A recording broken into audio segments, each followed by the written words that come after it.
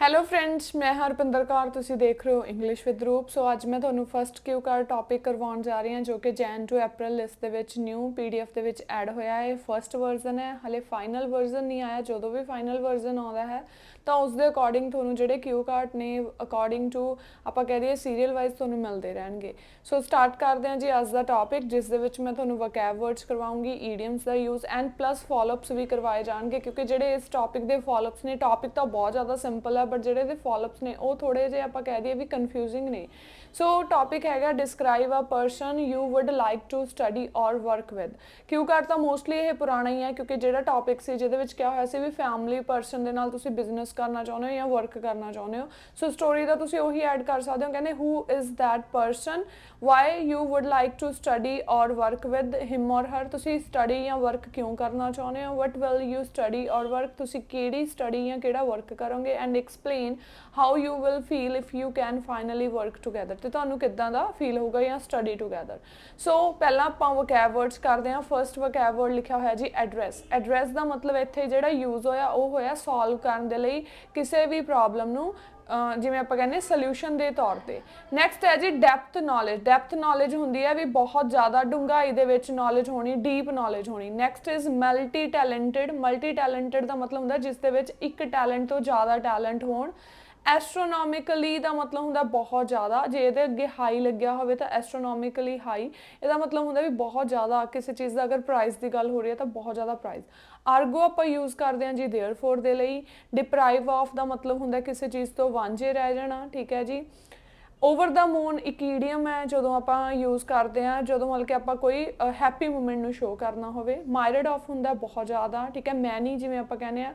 Enhancement ਦਾ ਮਤਲਬ development, ਠੀਕ ਹੈ। ਮੈਂਡੇਟਰੀ ਹੁੰਦਾ ਜੀ ਜ਼ਰੂਰੀ, ਠੀਕ ਹੈ। ਸੋ ਹੁਣ ਸਟਾਰਟਿੰਗ ਦੇ ਵਿੱਚ ਪਹਿਲਾਂ ਇੰਟਰੋ ਕਵਰ ਕਰਦੇ ਹਾਂ ਕਿਊ ਕਾਰਡ ਦੀ ਵੀ ਆਪਾਂ ਇਹਦੇ ਵਿੱਚ, ਠੀਕ ਹੈ। ਸੋ ਕਹਿੰਦੇ I love to study and work with those whom I am comfortable with and have excellent bonding. So ਮੈਨੂੰ ਕਹਿੰਦੇ ਕੰਮ ਜਾਂ ਪੜ੍ਹਨਾ ਉਹਨਾਂ ਦੇ ਨਾਲ ਹੀ ਪਸੰਦ ਮਤਲਬ ਕਿ ਮੈਂ ਕਰਦਾ ਜਿਨ੍ਹਾਂ ਨਾਲ ਮੈਂ ਕੰਫਰਟੇਬਲ ਫੀਲ ਕਰਾਂ, ਜਾਂ ਮਤਲਬ ਕਿ ਉਹਨਾਂ ਦੇ ਨਾਲ ਜਿਹੜੀ ਬੌਂਡਿੰਗ ਆ ਉਹ ਵਧੀਆ ਹੋਵੇ।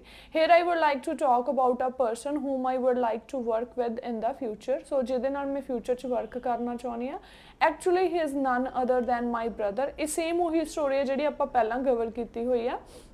ਸੋ ਉਹ ਕਹਿੰਦੇ ਹੋਰ ਕੋਈ ਨਹੀਂ, ਉਹ ਮੇਰਾ ਬ੍ਰਦਰ ਹੀ ਐਂਡ ਹਿਜ਼ ਨੇਮ, ਉਹਦਾ ਤੁਸੀਂ ਨੇਮ ਮੈਂਸ਼ਨ ਕਰ ਦੋਗੇ। ਕਹਿੰਦੇ it is my dream since childhood to set up an educational institute in my area with my brother. ਇਹ ਮੇਰਾ ਇੱਕ ਚਾਈਲਡਹੁੱਡ ਤੋਂ ਡ੍ਰੀਮ ਸੀ, because he has great skills as well as the natural power to address any kind of hard situation in an easy way. ਕਿਉਂਕਿ ਕਹਿੰਦੇ ਉਹਦੇ ਕੋਲ ਇੱਕ ਨੈਚੁਰਲ ਪਾਵਰ ਹੈ ਵੀ ਕਿਸੇ ਵੀ ਪ੍ਰੋਬਲਮ ਦਾ ਮਤਲਬ ਕਿ ਜਿਹੜਾ ਹੱਲ ਹੈ ਉਹ ਬਹੁਤ ਨੈਚੁਰਲ ਪਾਵਰ ਹੈ ਵੀ ਉਹ ਈਜ਼ੀਲੀ ਉਹਨੂੰ ਸੋਲਵ ਕਰ ਦਿੰਦਾ, ਐਡਰੈਸ ਕਰ ਦਿੰਦਾ। So moreover, he has depth knowledge regarding various subjects and he is one of the multi-talented persons in my family। ਤੇ ਉਹ ਇੱਕ multi talented ਇਨਸਾਨ ਹੈ ਮੇਰੀ ਫੈਮਿਲੀ ਦੇ ਵਿੱਚੋਂ। ਸੋ ਇਹ ਟੌਪਿਕ ਦੇ ਵਿੱਚ ਆਪਾਂ ਕਵਰ ਕਰ ਦਿੱਤਾ, ਉਹਦੇ ਆਪਾਂ ਨੇ ਸਕਿੱਲਸ ਦੱਸ ਦਿੱਤੇ। ਸੋ ਅੱਗੇ ਕਹਿੰਦੇ ਕੀ ਰੀਜ਼ਨ ਆ ਵੀ ਤੁਸੀਂ ਕਿਹੜਾ, ਇੱਕ ਤਾਂ ਆਪਾਂ ਇਹਦੇ ਵਿੱਚ ਹੁਣ ਅਗਲੇ ਦੇ ਵਿੱਚ ਮੈਂਸ਼ਨ ਕਰ ਦਾਂਗੇ ਵੀ ਕਿਹੜਾ ਵਰਕ ਕਰਨਾ ਚਾਹੁੰਦੇ ਤੇ ਕਿਉਂ ਕਰਨਾ ਚਾਹੁੰਦੇ ਆ। So there are some reason why I want to open an institute in my area. So institute ਕਹਿੰਦੇ ਕਿਉਂ ਮੈਂ ਲਾਈਕ ਖੋਲ੍ਹਣਾ ਚਾਹੁੰਦਾ ਹਾਂ, ਠੀਕ ਹੈ, ਵੀ ਮੈਂ ਇੱਕ ਇੰਸਟੀਟਿਊਟ ਓਪਨ ਕਰਨਾ ਚਾਹੁੰਦਾ ਹਾਂ। ਫਸਟਲੀ ਕਹਿੰਦੇ in my home town there is not any institute that provides the best quality education to children. ਪਹਿਲੀ ਗੱਲ ਤਾਂ ਕਹਿੰਦੇ ਕੀ ਹੈ ਵੀ ਮੇਰੇ ਏਰੀਆ ਦੇ ਵਿੱਚ ਕੋਈ ਵੀ ਇੱਦਾਂ ਦੇ ਇੰਸਟੀਟਿਊਟ ਨਹੀਂ ਹੈਗੇ ਜਿਹੜੇ ਬੈਸਟ ਨੌਲੇਜ ਪ੍ਰੋਵਾਈਡ ਕਰਦੇ ਆ। Moreover the fee of available institute is astronomically high, ਤੇ ਫੀਸ ਬਹੁਤ ਜ਼ਿਆਦਾ ਹੈ। Ergo a number of children, ਫਿਰ ਉਹਦੇ ਕਾਰਨ ਕੀ ਹੁੰਦਾ ਕਹਿੰਦੇ in my area are deprive of education, ਬਹੁਤ ਸਾਰੇ ਐਜੂਕੇਸ਼ਨ ਤੋਂ ਵਾਂਝੇ ਹੀ ਰਹਿ ਜਾਂਦੇ ਆ। Therefore, by opening institute, we can teach to needy and poor children। ਸੋ ਇਹਦੇ ਨਾਲ ਕਹਿੰਦੇ ਕੀ ਹੋਊਗਾ ਜਦੋਂ ਜੇ ਅਸੀਂ ਇਹ ਇੰਸਟੀਟਿਊਟ ਓਪਨ ਕਰਦੇ ਹਾਂ ਜਾਂ ਇਹ ਕੰਮ ਕਰਦੇ ਹਾਂ ਤਾਂ ਇਹਦੇ ਨਾਲ ਕਹਿੰਦੇ ਅਸੀਂ ਬਹੁਤ ਜ਼ਰੂਰਤਮੰਦਾਂ ਦੀ ਤੇ ਗਰੀਬ ਬੱਚਿਆਂ ਦੀ ਹੈਲਪ ਕਰਾਂਗੇ।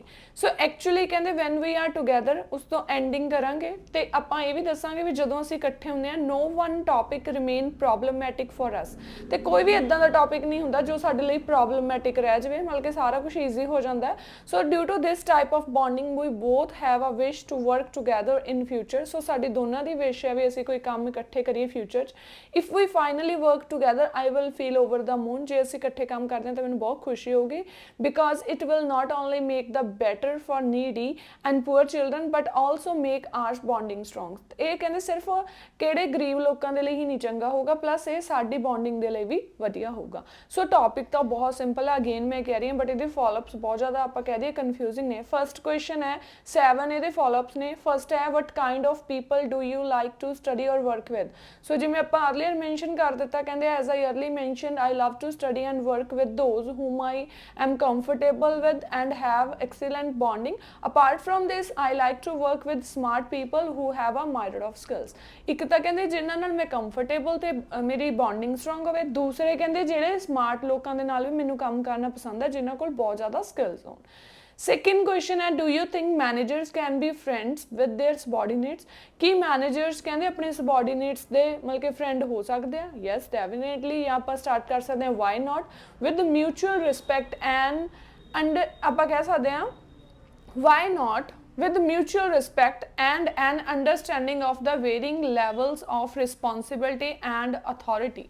ਸੋ ਕਹਿੰਦੇ ਹਾਂ ਵੀ ਮਿਊਚੁਅਲ ਰਿਸਪੈਕਟ ਦੇ ਨਾਲ ਤੇ ਇੱਕ ਰਿਸਪੌਂਸਿਬਿਲਿਟੀ ਆਪਾਂ ਕਹਿ ਸਕਦੇ ਵੀ ਅੰਡਰਸਟੈਂਡਿੰਗ ਸ਼ੋ ਕਰਕੇ ਆਈ ਸੀ ਨੋ ਰੀਜ਼ਨ ਵੀ ਇੱਦਾਂ ਦਾ ਕੋਈ ਰੀਜ਼ਨ ਨਹੀਂ ਰਹਿ ਜਾਂਦਾ ਦੈਟ ਆ ਮੈਨੇਜਰ ਐਂਡ ਆ subordinate can not be friends.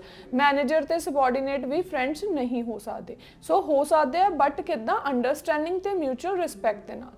Next question ਹੈ which one is more important for your work development in work related skills or the recognitions from your supervisor. ਸੋ ਕਹਿੰਦੇ ਜੇ ਕੀ ਜ਼ਿਆਦਾ ਇੰਪੋਰਟੈਂਟ ਹੈ ਤੁਹਾਡੇ ਕੰਮ ਦੇ ਵਿੱਚ, ਸਕਿੱਲਸ ਦੇ ਇੰਪਰੂਵਮੈਂਟ ਹੋਣਾ ਜਾਂ ਤੁਹਾਡੇ ਸੁਪਰਵਾਈਜ਼ਰ ਤੋਂ ਜਾਂ ਤੁਹਾਡੇ ਓਨਰ ਤੋਂ ਤੁਹਾਨੂੰ ਮਾਨਤਾ ਮਿਲਣੀ, ਜਾਂ ਜ਼ਿਆਦਾ ਆਪਾਂ ਕਹਿ ਦਈਏ ਵੀ ਉਹਨਾਂ ਵੱਲੋਂ ਕੋਈ ਨਾ ਕੋਈ ਪੋਜ਼ਿਟਿਵ ਸਾਇੰਸ ਮਿਲਣੇ.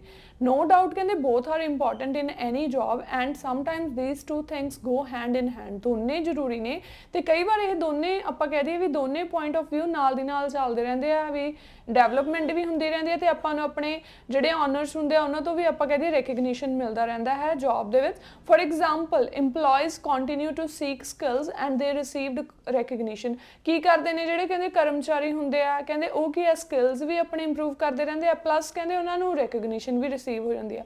ਫਰੋਮ ਮਾਈ ਪਰਸਪੈਕਟਿਵ ਤੁਸੀਂ ਆਪਣਾ ਵਿਊ ਦੇ ਸਕਦੇ ਆ, ਕਹਿੰਦੇ if I had to choose one then definitely I go with skills enhancement. ਜੇ ਮੈਨੂੰ ਕਹਿੰਦੇ ਇੱਕ ਚੋਂ ਚੂਜ਼ ਕਰਨਾ ਦੋਨਾਂ ਚੋਂ ਇੱਕ, ਦੈਨ ਮੈਂ ਸਕਿੱਲਸ ਇਨਹਾਂਸਮੈਂਟ ਦੀ ਹੀ ਚੂਜ਼ ਕਰੂੰਗੀ.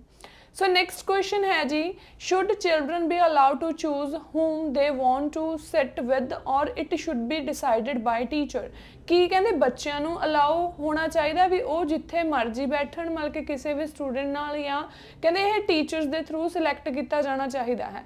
ਕਹਿੰਦੇ in primary classes it should be selected by the mentors because the teacher will know better what is more beneficial for children, and in higher classes children ought to choose their seats by themselves where they want to sit. ਤੇ ਕਹਿੰਦੇ hire classes 'ਚ ਉਹ ਖੁਦ choose ਕਰ ਸਕਦੇ. ought to ਦਾ ਮਤਲਬ should ਚਾਹੀਦਾ ਹੈ. ਨੈਕਸਟ ਹੈ should children B involved in management activities of the school. ਕਿ ਬੱਚੇ ਮੈਨੇਜਮੈਂਟ ਐਕਟੀਵਿਟੀਜ਼ ਦੇ ਵਿੱਚ ਜਦੋਂ ਮਤਲਬ ਕਿ ਇਨਵੋਲਵ ਹੋਣੇ ਚਾਹੀਦੇ ਜਿਹੜੀਆਂ ਸਕੂਲ ਦੀਆਂ ਮੈਨੇਜਮੈਂਟ ਐਕਟੀਵਿਟੀਜ਼ ਹੁੰਦੀਆਂ. ਕਹਿੰਦੇ in my opinion in sum activities, ਕੁਝ ਕੁ ਐਕਟੀਵਿਟੀਜ਼ ਦੇ ਵਿੱਚ children should involve in management activities because of this they can enhance their skills and they can also suggest solution to tackle any kind of issue. ਉਹ ਆਪਣੇ ਸੁਝਾਅ ਵੀ ਦੇ ਸਕਦੇ ਆ, so which can be beneficial for the schools authority, ਤੇ ਜਿਹੜਾ ਕਿ ਸਕੂਲ ਦੀ ਅਥਾਰਟੀ ਦੇ ਲਈ ਉਹ ਬੈਨੀਫਿਟਸ ਪ੍ਰੋਵਾਈਡ ਕਰੂਗਾ. ਨੈਕਸਟ ਕੁਐਸਚਨ ਹੈ how should one behave in office to get along well with others. So ਕਿੱਦਾਂ ਦਾ ਬਿਹੇਵ ਕਰਨਾ ਚਾਹੀਦਾ ਹੈ ਆਫਿਸ ਦੇ ਵਿੱਚ? First of all, one should show respect for other colleagues, ਦੂਜਿਆਂ ਦੇ ਲਈ respect show ਕਰੇ. Secondly, a positive attitude toward co-workers, the workplace and the task of the job. Thirdly, one should behave nicely, ਤੇ ਉਹ ਵਧੀਆ ਤਰੀਕੇ ਨਾਲ behave ਕਰੇ. ਸੋ ਇਹ ਕੁਝ factors ਨੇ. ਸੋ next question ਹੈ, is it important for children in school to get along well with others? ਸੋ ਕਹਿੰਦੇ ਇਹ ਬੱਚਿਆਂ ਦੇ ਲਈ ਜ਼ਰੂਰੀ ਹੈ ਕਿ ਉਹ ਦੂਜਿਆਂ ਦੇ ਨਾਲ well behave ਕਰੇ. Yes, definitely it is mandatory for children to get along well with others if they learn how to get along with their peers. ਜੇ ਆਪਣੇ age mates, peers ਹੁੰਦੇ ਆ ਹਾਣੀ, ਜੇ age mates ਦੇ ਨਾਲ ਕਹਿੰਦੇ behave ਕਰਨਾ ਸਿੱਖਣਗੇ at school, then they will learn how to get along with others. ਠੀਕ ਹੈ, ਤਾਂ ਹੀ ਉਹ ਕਹਿੰਦੇ ਸਿੱਖਣਗੇ ਵੀ ਦੂਜਿਆਂ ਦੇ ਨਾਲ behave ਕਿਵੇਂ ਕਰਨਾ ਹੈ. ਠੀਕ ਹੈ, ਦੂਜਿਆਂ ਦੇ ਨਾਲ ਵਧੀਆ behave ਕਿਵੇਂ ਕਰਨਾ ਹੈ. ਸੋ ਇਹ ਕੁਐਸਚਨਸ ਨੇ ਜੋ ਕਿ ਕੁਝ ਆਪਾਂ ਕਹਿ ਦਈਏ ਵੀ ਟੌਪਿਕ ਤੋਂ ਥੋੜੇ ਜਿਹਾ ਆਪਾਂ ਕਹਿ ਦਈਏ ਡਿਫਿਕਲਟ ਨੇ। ਓਕੇ ਫਰੈਂਡਸ, ਇਹ ਸੀ ਅੱਜ ਦਾ ਕਿਊ ਕਾਰਡ। ਜੇ ਤੁਹਾਨੂੰ ਮੇਰੀ ਅੱਜ ਦੀ ਕਲਾਸ ਵਧੀਆ ਲੱਗੀ, ਲਾਈਕ ਤੇ ਕਮੈਂਟ ਕਰਕੇ ਜ਼ਰੂਰ ਦੱਸਣਾ। ਮਿਲਦੇ ਹਾਂ ਜੀ ਨਵੀਂ ਵੀਡੀਓ ਦੇ ਨਾਲ। Bye bye, take care.